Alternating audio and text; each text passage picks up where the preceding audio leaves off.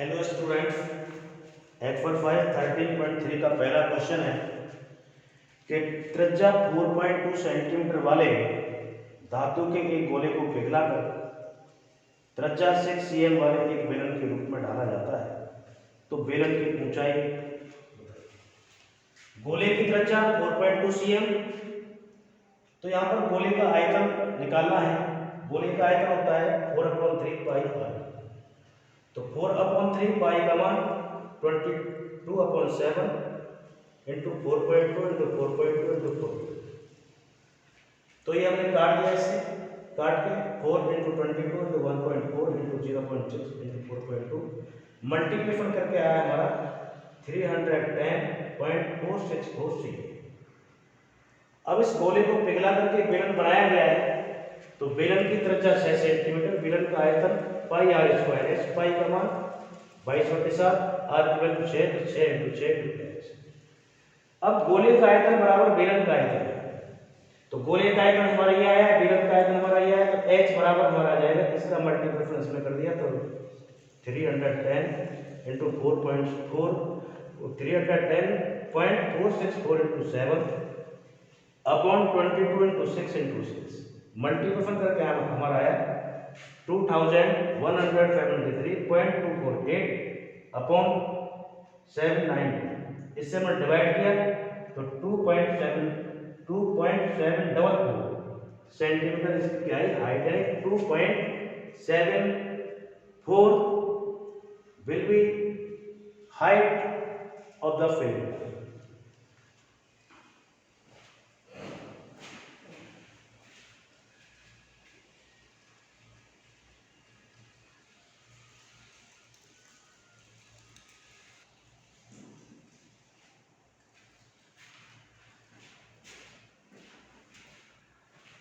Question second है कि क्रम से 6 सेंटीमीटर, 8 सेंटीमीटर और 10 सेंटीमीटर त्रिज्या वाले धातु के 3 ठोस गोलों को पिघला करके एक बड़ा गोला बनाया जाता है।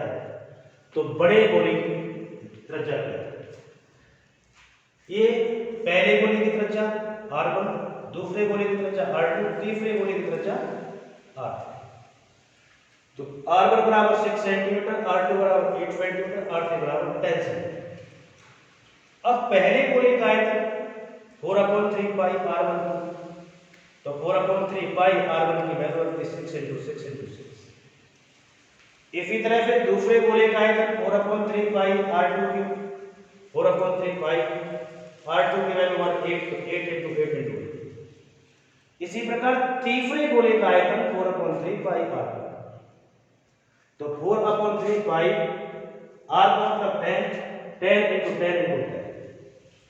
माना कि बड़े गोले की त्रिज्या कैपिटल R है, तो बड़े गोले का आयतन होगा 4/3 पाई r। अब इन तीनों गोलों को पिघला करके एक बड़ा ठोस गोला बनाया जाता है। तो बड़े ठोस गोले की त्रिज्या क्या होगी? तो हमको क्या करना है, बड़े गोले का आयतन बराबर तीनों छोटे गोलों का आयतन। तो 4/3 पाई r3 बराबर 4/3 pi into 6 into 6 into 6 plus 4/3 pi into 8 into 8 into 8 4/3 pi into 10 into 10 into 10। तो 4/3 पाई r को यहाँ से हमने पाई 4/3 पाई हमारा कॉमन आ गया। यहाँ पर हमारा बचा 6 into 6 into 6 plus 8 into 8 into 8 plus 10 into 10 into 10। तो हमारा कैपिटल R2 बराबर आया 216 प्लस 512 प्लस 1000। तो हमारा R2 बराबर आ गया 1728 यानी 1720। हम यहाँ इसका घनमूल निकालेंगे तो R बराबर हो जाएगा √1738।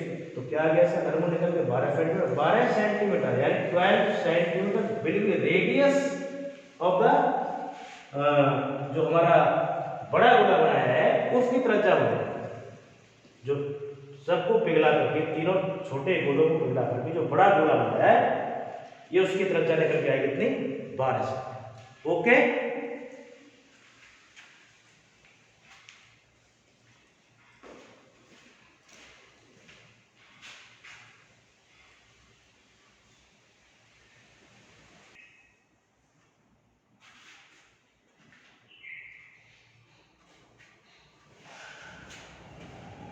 क्वेश्चन थर्ड है कि व्यास 7 मीटर और 20 मीटर गहरा एक कुआं खोदा जाता है।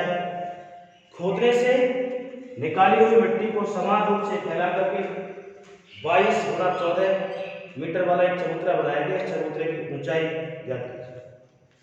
देखिए 7 मीटर व्यास वाला और 20 सेंटीमीटर गहरा एक कुआं खोदा गया। उस कुएं में से जो मिट्टी निकली उसको समान रूप से फैला करके, कैसे समान रूप से फैला करके एक चबूतरा बनाया गया घनाभ का। तो उस घनाभ का चबूतरे की हाइट ऊंचाई कितनी है ये आपको निकालना। तो देखिए डी कितना है 7 मीटर, आर हो जाएगा 7/2 एस 20। तो कुएं का आयतन पाई आर स्क्वायर एच, तो 22/7 गुणा 7/2 गुणा 7/2 गुणा ये बराबर, तो 11 गुणा 7 गुणा 10 770 सेंटीमीटर। जो कुएं का आयतन है यही हमारी कुएं से निकाली हुई मिट्टी का आयतन। भाई कुएं का आयतन यही है, चाहे कुएं से जो मिट्टी जो खोदी गई है उसका आयतन। अब उस मिट्टी को फैला करके समान रूप से एक चबूतरा बनाया गया है। तो घनाभ का चबूतरे का आयतन L × B × S। L × B हमारे पास दे रखा है 22 × 40 और H हमको चाहिए।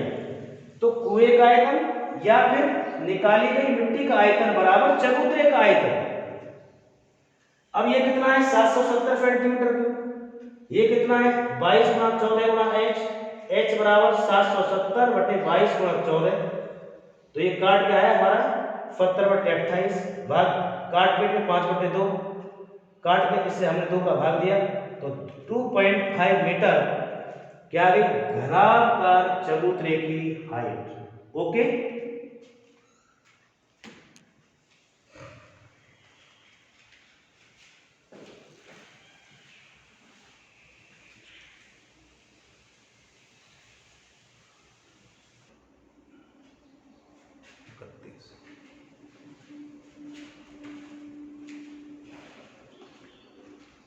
क्वेश्चन 5 है कि व्यास 12 सेंटीमीटर और ऊंचाई 15 सेंटीमीटर वाले एक लंबवृत्तीय बेलन के आकार का बर्तन आइसक्रीम से पूरा भरा हुआ है।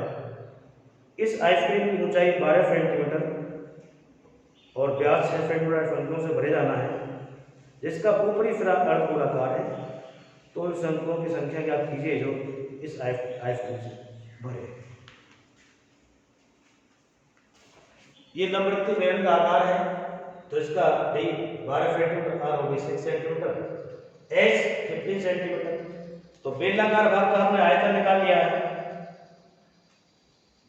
तो पाई आर स्क्वायर एक्स, पाई की वैल्यू 22/7, आर की 6 × 6, एच की वैल्यू 15। तो ये हमारा आ गया 11,880/7 यानी 1697.1428 6 सेंटीमीटर क्यूब ये बेलन का उस बर्तन। अब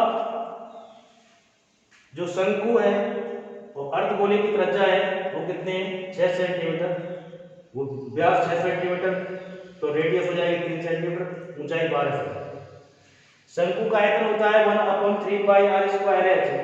तो 1/3 पाई की वैल्यू 22/7, आर की 3 × 3 और एच की 12। तो ये मल्टीप्लिकेशन करके आया हमारा 66 × 12/7 यानी 712/7 बराबर 113.1428 सेंटीमीटर। अब अर्धगोले का आयतन आया। अर्धगोले का आयतन कितना होता है 2/3 पाई आर क्यूब। 2/3 पाई की वैल्यू 22/7, आर का 3 × 3 × 3 तो हमारा आ गया 44 × 9/7 यानी 56.57 सेंटीमीटर क्यूब।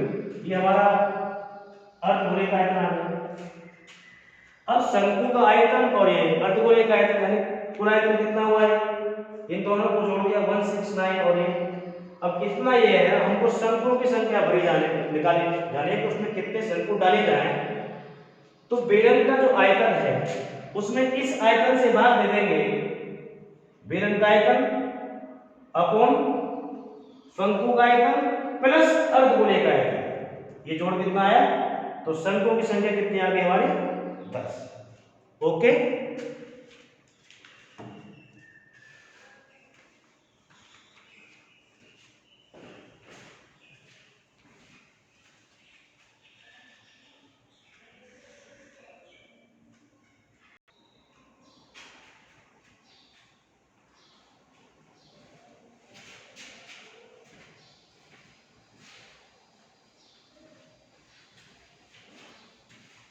क्वेश्चन 6 है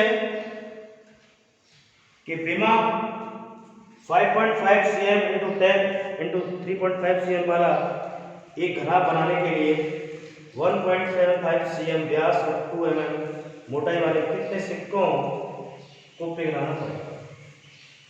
तो देखिए घनाभ की बीमा दे रखे हैं, तो घनाभ का आयतन L into B into S 5.5 into 10 into 3.5 बराबर 192.5 cm3, ये घनाभ का है। अब सिक्कों के जो हैं उनका डायमीटर दे रखा है 1.75 r 1.75 ऊंचाई h बराबर 2 mm, तो 2/10 बराबर 0.2 cm, तो बेलन का आयतन हो जाएगा पाई r स्क्वायर। तो पाई का मान 22/5 1.75/2 इंटू 1.75/2 इंटू 0.2, तो हमारा है 13.475/128 बराबर 0.48125।